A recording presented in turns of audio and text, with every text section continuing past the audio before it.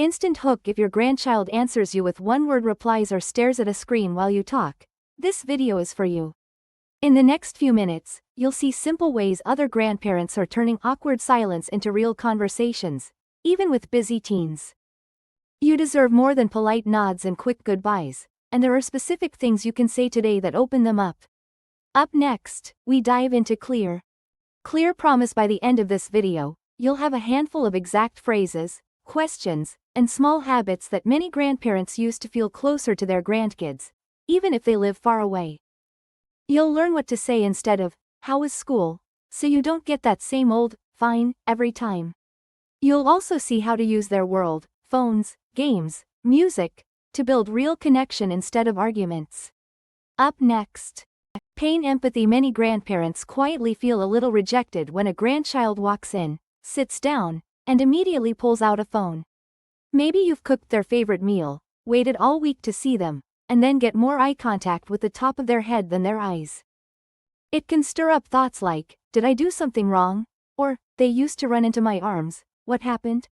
Up next, we dive into their world. Today's grandkids grow up in a world where messages, videos, and friends are in their pocket every second, so your visit competes with a whole universe. That doesn't mean they don't love you. It often means they don't know how to switch from fast, digital talk to slow, face-to-face talk. When you understand that shift, you can guide them into it instead of fighting it. Up next, we dive into better questions. Instead of opening with, "How was school?" or "What's new?" try something specific like, "Tell me about the funniest thing that happened this week," or "Show me the last photo you took on your phone." Specific, playful questions give their brain something concrete to grab onto, and many kids find it easier to answer. You can even say, "Pick one. Best, worst, or weirdest thing that happened today." Listen first. Many people feel pressure to fill every quiet moment with advice, stories, or questions, but silence can be your secret tool.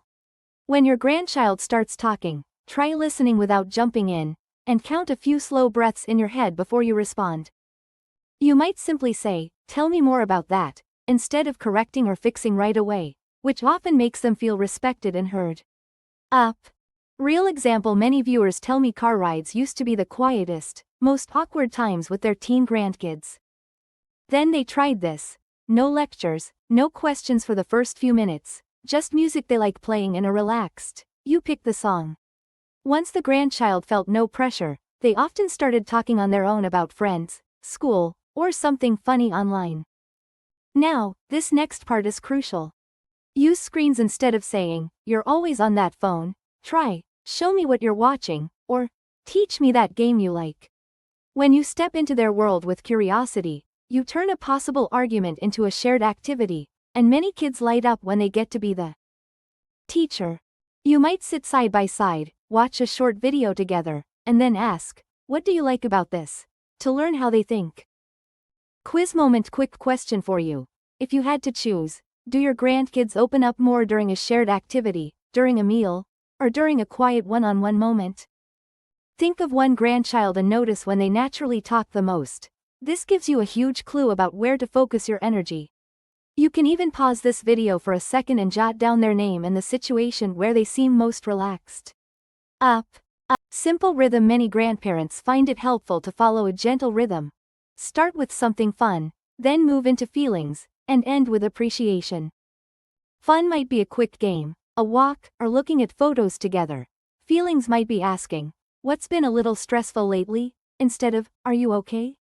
Appreciation can be as simple as, "I really like how you explained that to me," or "I'm proud of how."